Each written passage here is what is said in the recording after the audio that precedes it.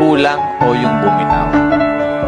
Ang may kasalanan, yung hindi na kontento. Kasi yung salitang kulang, subjective yan eh.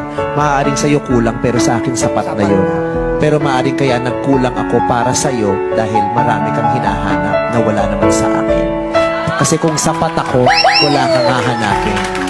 Kasi nga diba sinasabi niya, you will know that it's love when that love is unconditional. Yes. Yung wala na siyang naibibigay sa'yo pero mahal mo pa rin siya. Hindi mo naman mamahalin ng tao dahil sa kung anong nakukuha mo eh. Diba? Mamahalin mo yung tao kahit wala kang nakukuha. Dahil sa pinakasimpleng rason na hindi mo maintindihan na ewan mo ba, basta mahal mo lang siya. Kulang o yung bumitaw?